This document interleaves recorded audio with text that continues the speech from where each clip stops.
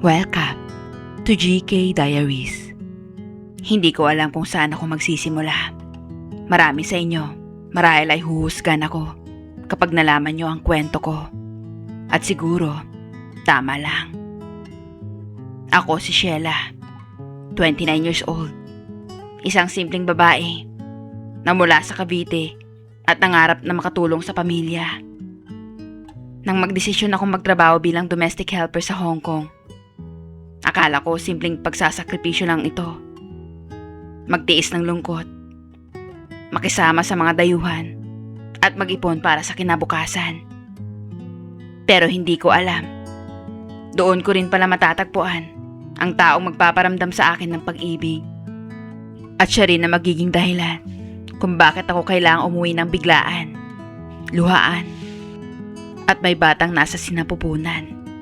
Ito po ang kwento ng isang kasalanang tinatawag ng ilan na kabaliwan. Pero sa puso ko, ito ang unang beses na naramdaman kong minahal ako ng totoo. 3 taon na akong nagtatrabaho para sa mag-asawang Mr. Ken at Mrs. Olivia Chan. Si Sir Ken, 31 years old. Halos kasing edad ko lang. Tahimik, maginoo, at may kakaibang respeto sa mga katulong nila. Samantalang si Mrs. Olivia, halos nasa mid-40s na. Elegante, palaging naka-makeup, at masyadong seryoso sa negosyo. Siya ang may-ari ng isang maliit na clothing brand, kaya halos araw-araw nasa labas ng bahay. Wala pa silang anak. Sabi ni Mrs. Olivia, hindi pa daw panahon. Pero sa tono ng boses ni Sir Ken, kapag nababanggit iyon, alam kong may ibang dahilan. Madalas siyang napapabuntong hininga. Madalas kaming magkasama ni Sir Ken sa bahay. Kapag Sabado, siya lang naiiwan habang abala si Ma'am sa mga meeting. Isang hapon, malakas ang ulan. Basa ang sahig, kaya nagmamadali akong mag-mop. Lumapit siya, bitbit ang 2 tasa ng kape. "You'll catch a cold if you keep working like that," sabi niya. Ngumiti ako. "It's okay, sir. Sanay na po ako." "Don't call me sir when we're alone," sabi niya sabay tingin ng diretso sa mga mata ko. "Just call me Ken." Napatigil ako. Baka marinig po tayo ni Ma'am. "She's still at the office. Don't worry." Hindi ko alam kung anong meron sa paraan ng pagkakasabi niya noon. May halong init at pangungusap na hindi kailangan ng karugtong. Mula noon, naging mas madalas na ang mga maikling sandali naming dalawa. Sa kusina, sa sala, minsan sa laundry area kapag nagkataong sabay kaming nandoon. Minsan, habang nagluluto ako ng dinner, tumayo siya sa likod ko. Tahimik lang. Pinagmamasdan ako. "You know, Olivia never cooks," mahina niyang sabi. "Bakit po?" tanong ko. "She's too busy. Sometimes I think I miss having someone who cares about the small things." Hindi ko alam kung anong isasagot. Gusto kong lumayo, pero imbis na umatras, nanatili ako. Bumilis ang tibok ng dibdib ko nang maramdaman kong bahagya niyang hinawakan ng braso ko. "Sheila, sometimes I wonder what my life would be if I met you first." Para akong binuhusan ng malamig na tubig. Alam kong bawal. Alam kong delikado. Pero sa mga mata niya, may lungkot na parang gusto kong gamitin. At doon nagsimula ang lahat. Hindi pa man kami umaamin. Alam kong may lihim nang nabubuo sa pagitan namin. Hindi ko alam kung saan hahantong ito. Pero sa bawat titig niya, parang unti-unti kong nakakalimutan kung sino ako at kung bakit ako narito. Simula ng araw na tinawag niya akong Sheila, sa halip na helper, nagbago ang lahat.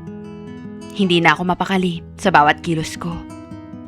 Parang lagi kong nararamdaman ang mga mata niya Sa tuwing dadaan ako sa harap niya, tahimik pero mabigat. Mainit at puno ng ibig sabihin. Isang gabi, maaga umuwi si Sir Ken. Ako naman, abala sa pagluluto ng hapunan. Si Ma'am Olivia ay nasa Macau raw. May business meeting. At baka bukas pa makabalik. Tahimik ang buong bahay. Tanging tunog ng kawali at ulan sa labas ang maririnig. Lumapit siya sa kusina. Smells good. What's for dinner? Sweet and sour pork po. Favorite ni Ma'am.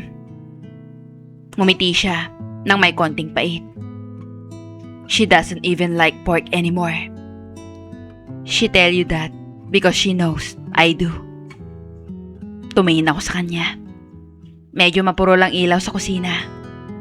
Pero sapat para makita ko ang lungkot sa mga mata niya.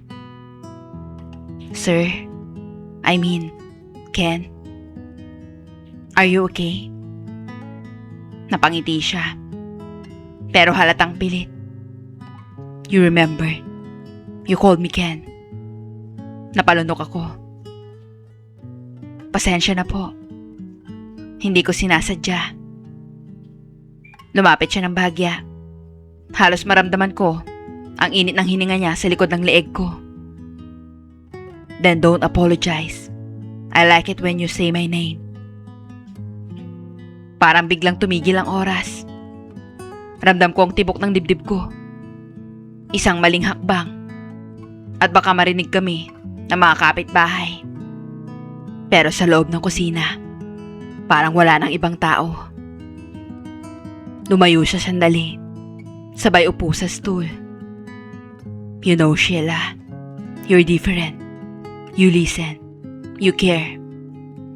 Olivia used to be like that. But now, we grew apart. Hindi ako sumagot. Alam kong delikado na ang usapan namin. Pero hindi ko magawang itigil siya.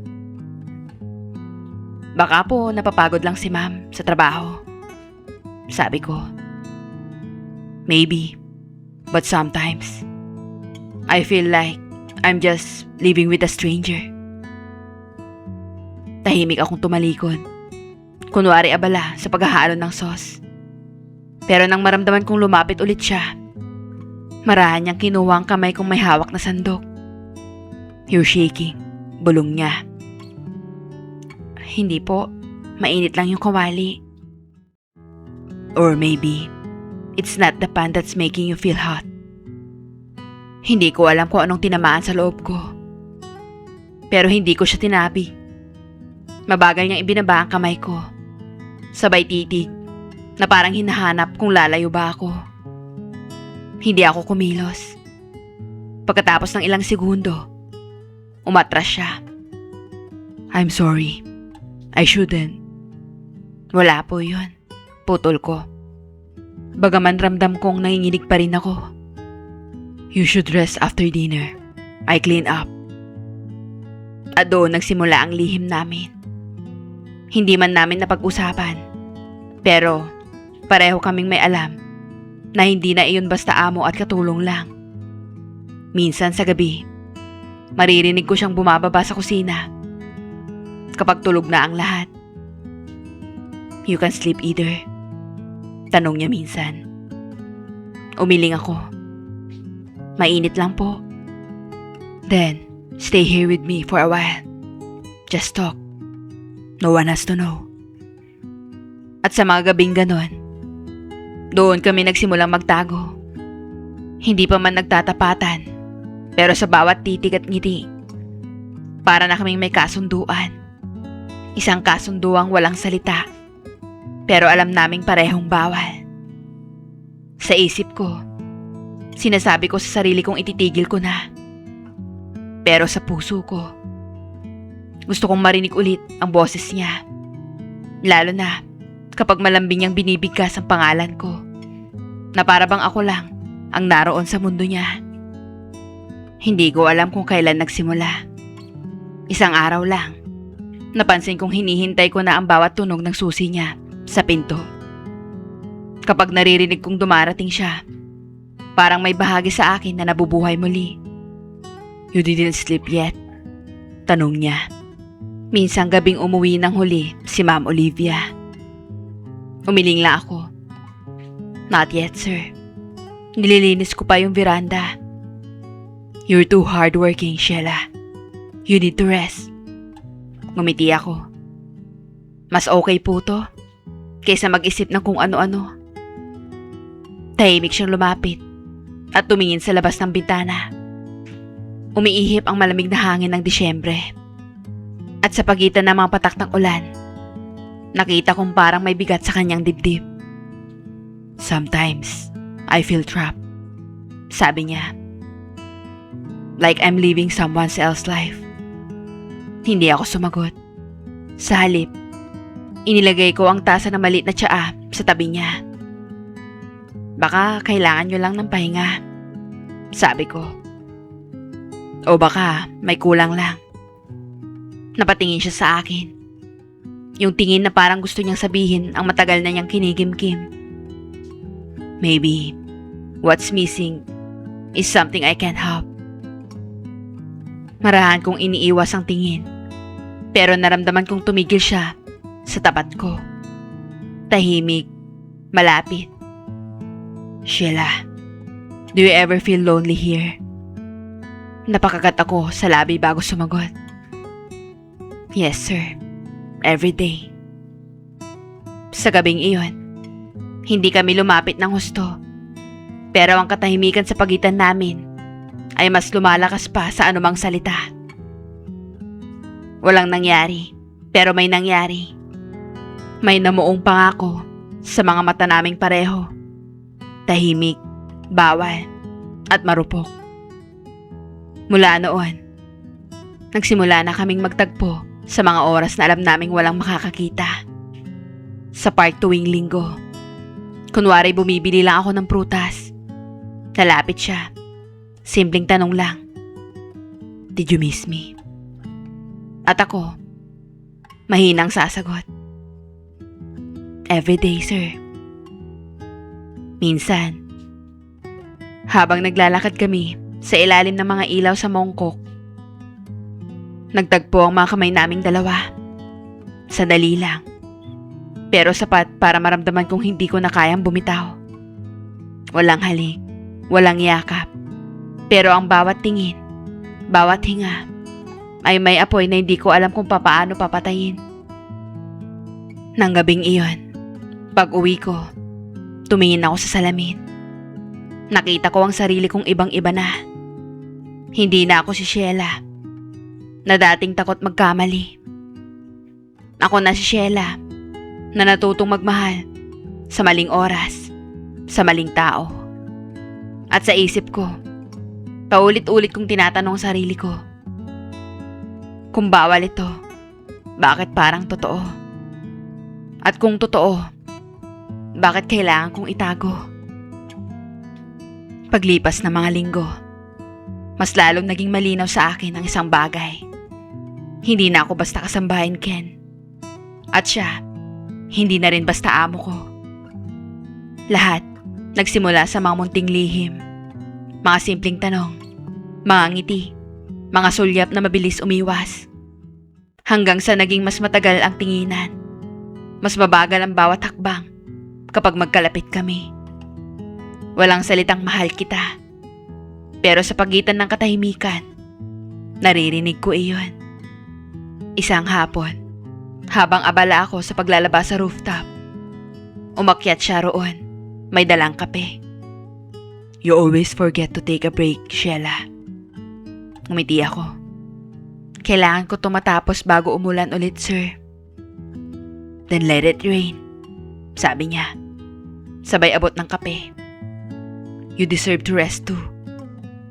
Umupo siya sa tabi ko. At ilang sandali lang, pareho kaming nakatingin sa langit. Why you always help me, sir? Tanong ko. Tahimik siya saglit bago sumagot. Because you make me feel seen. Not as someone's husband, but as me. Ang mga salitang iyon tumama sa puso ko ng diretso. Hindi ko alam kung awa o pag-ibig na ang nararamdaman ko.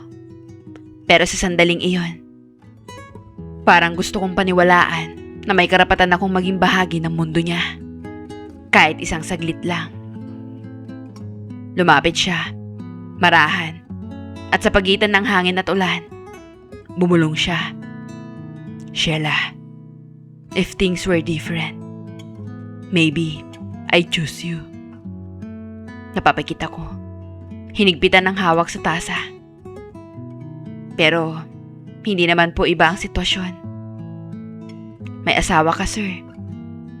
I know. That's why I'm hurt. Lumapit siya sa akin. Nang bigla niya akong halikan. Noong una, marahan lang. Inaantay kung itutulak ko ba siya. Pero hindi ko ginawa. Nagpaubaya ako nung mga oras na iyon. Sinasabi ng utak ko na wag kong ituloy. Pero katawan ko mismo ang pumayag. At nangyari na nga ang lahat. Akala ko isang beses lang yun. Pero naging routine namin ni Sir. Pag wala si Ma'am, tumatakas kaming dalawa. Na para bang wala kaming ginagawang mali. Pagkaraan ng ilang araw, nagsimulang mapansin ni Mrs. Olivia ang pagbabago. Sheila, have you been going out on your own lately? Tanong niya habang nasa hapag. No, Ma'am. Sometimes only. Pagmamamalengke lang po. You look different. Brighter. Ngumiti ako, pilit. Siguro po dahil malamig na ang panahon. Habang sinasabi ko iyon, ramdam ko ang titig ni Ken mula sa kabilang dulo ng mesa. Isang titig na puno ng pangungusap na hindi namin pwedeng banggitin. Sa mga sumunod na linggo, mas naging maingat kami. Walang masyadong usap, pero palaging may paraan para iparamdam sa isa't isa na nandyan pa rin kami. Maliman, pero totoo. Tahimik, pero matindi. At sa bawat gabi, bago ako matulog, lagi kong tinatanong ang sarili ko, hanggang kailan ako tatagal sa ganitong klaseng pag-ibig na walang pangalan? Akala ko, kaya kong itago ng tahimik ang mga tingin ng lahat. Akala ko, sapat na ang mga lihim ng ngiti, ang mga sandaling walang salita. Pero mali ako. Walang lihim na nananatiling lihim magpakailanman. Isang gabi, bumalik si Mrs. Olivia ng mas maaga kaysa sa inaasahan. Hindi namin alam ni Ken. Nasa kusina ako noon. Nag-aayos ng mesa matapos naming sabay maghapunan. Sheila, why are there 2 cups here? Tanong niya, malamig ang tono. Napalingon ako. Nakita kong tinitignan niya ang 2 baso ng kape. Pareho pang may usok. Kay sir po yung isa. Kakababa lang niya. He said he already ate in the office. Napatigil ako. Hindi ko alam kung anong isasagot. At sa mismong sandaling iyon, bumaba si Ken mula sa hagdan. Bitbit ang teleponong hawak pa. Olivia, you're home early. Apparently. Tahimik. Ramdam ko ang lamig ng hangin sa pagitan nila. Tumingin siya sa akin, tapos kay Ken. So, is this what you do when I'm gone? Drink coffee with the helper? Olivia. Don't Olivia me. I'm not stupid. Gusto kong magsalita, pero natigilan ako. Nakita ko kung paano napuno ng sakit ang mukha ni Ken. It's not what you think. Ngunit kahit ako, alam kong mahina ang depensa niyang yun. You think I don't see it? The way you look at her? The way she can't even look at me straight? Tumalikod si Ma'am. Nanginginig ang boses. You humiliate me in my own house, Ken. At bago pa man kami makapagsalita, umalis siya. Iniwan kaming pareho sa gitna ng katahimikan. Pagkatapos noon, halos hindi na ako makatingin kay Ken. Kinabukasan, sinubukan kong magpaalam. Sir, baka kailangan ko na pong umuwi. Baka hindi na po ako ligtas dito. Pero pinigilan niya ako. Sheila, please. Let me fix this. She won't hurt you. I'll take care of everything. Lumapit siya. Mahigpit ang hawak sa mga kamay ko. I don't want to lose you. Not now. Pero sir, hindi na po tama to. Alam na niya. Then, let me be the one to face her. Just, don't leave me yet. Napaluha ako. Kasi sa kabila ng lahat ng kasalanan namin, ramdam kong totoo ang takot niya. Hindi dahil mahuhuli kami, kundi dahil mawawala ako. Pagkalipas ng ilang araw, lumamig ang bahay. Si Mrs. Olivia, hindi na ako kinakausap. Si Ken naman, tahimik lang. Pero sa bawat pagdaan niya sa tabi ko, may mga mata pa ring nagsusumamo. 2 linggo matapos ang gulong iyon, napansin kong madalas akong nahihilo. Akala ko pagod lang. Pero habang tumatagal, iba na ang pakiramdam ko. Wala akong ganang kumain. At sa umaga, laging mabigat ang ulo ko. Hanggang sa isang araw, nanggaling ako sa palengke. Dumaan ako sa butika at bumili ng pregnancy test. Palihim, nanginginig ang kamay ko habang binabayaran iyon. Pagdating sa bahay, nagtest ako agad. At doon, halos bumagsak ang tuhod ko sa sahig nang makita ko ang 2 malinaw na guhit. Buntis ako. At walang ibang ama, kundi ang amo kong si Sir Ken. Hindi ko alam kung matutuwa ako o matatakot. Pero higit sa lahat, ang unang pumasok sa isip ko ay kung paano ko siya sasabihin sa kanya. Kinagabihan, hinintay ko siyang bumaba sa study room. Tahimik kong inilapag sa mesa ang maliit na kahon na may lamang test kit. Nakita niya iyon. Tumingin siya sa akin. Tapos dahan-dahang binuksan. Ilang segundo siyang hindi nakapagsalita. Sheila, is this? Tumango ako. Halos hindi makatingin. Yes, sir. I don't know what to do. Lumapit siya. Marahan. Sabay hawak sa kamay kong nanginginig. I'm sorry. I'm so sorry, Sheila. I didn't mean this to happen, but... Pero nangyari na, sir. Sagot ko. Halos pabulong. Tahimik siyang umupo. Tila nilulunod ng bigat ang sitwasyon.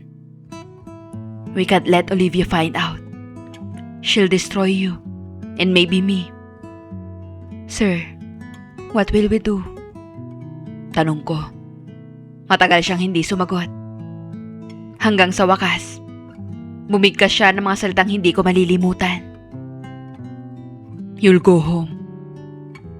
Napatitig ako. Uuwi? Ngayon? Yes. I make it look like you breached your contract. I'll pay the penalty. You'll go home before anyone finds out. Napaluha ako. Tinataboy mo na ba ako, sir? Umiling siya agad. No. I'm protecting you and our baby.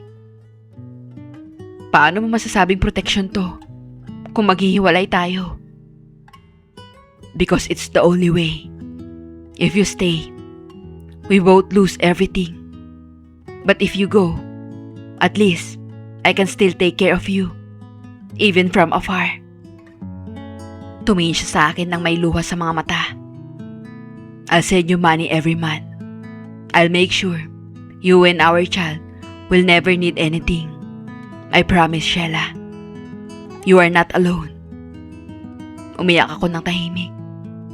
Hindi dahil sa galit, kundi dahil sa sakit ng katotohanan na minsan, kahit totoo ang pag-ibig, hindi sapat para manatili. Kinabukasan, inayos na niya ang lahat.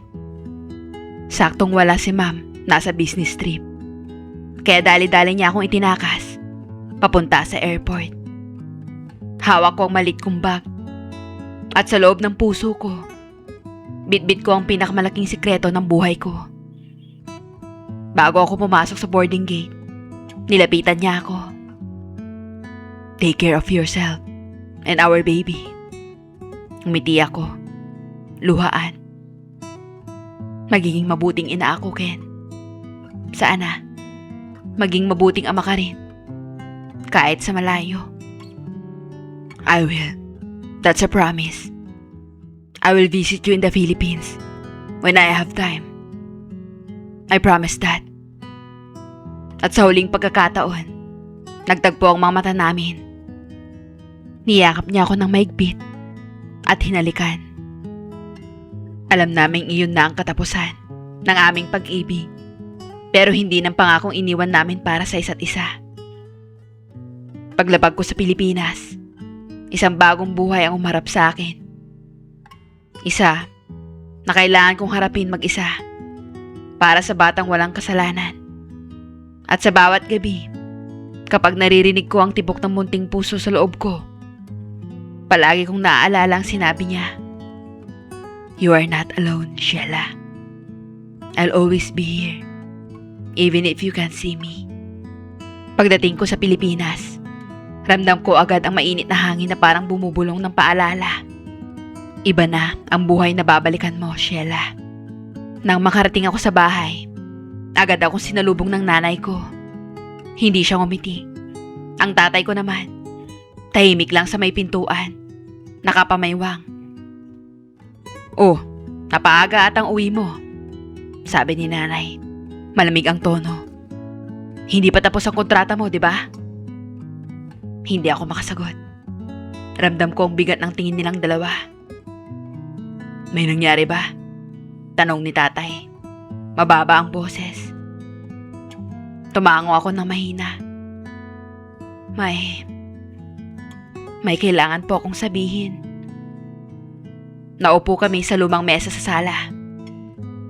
Sa bawat hinga ko, parang may bumabagsak na bato sa dibdib ko. Hindi na po ako makakabalik ng Hong Kong. Simula ko.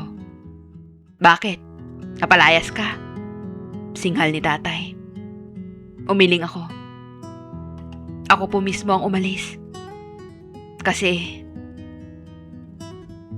buntis po ako. Tahimik, walang kumilos.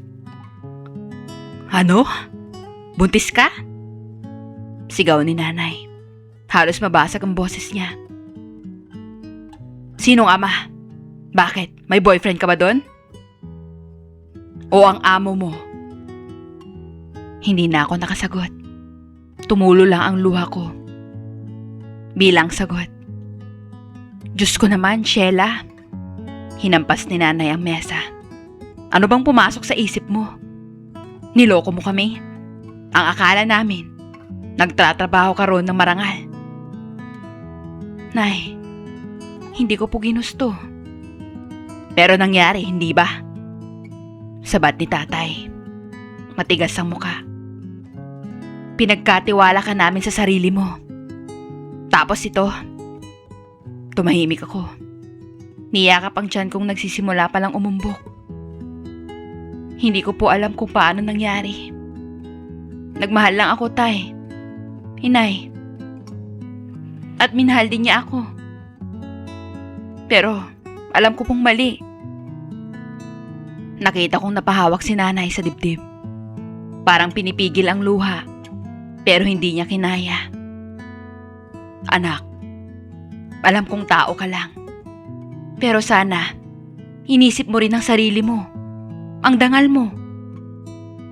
Alam ko po. At araw-araw ko pong pinagsisisihan. Tahimik na lumapit si tatay. Ilang segundo bago siya nagsalita. Anak, galit ako, oo. Pero higit sa lahat, natatakot ako para sa'yo. Paano ka? Paano yung bata? Hindi ko rin po alam, tay. Sagot ko. Pero nangako po siya. Tutulungan niya kami. kahit malayo. At naniniwala po ako doon.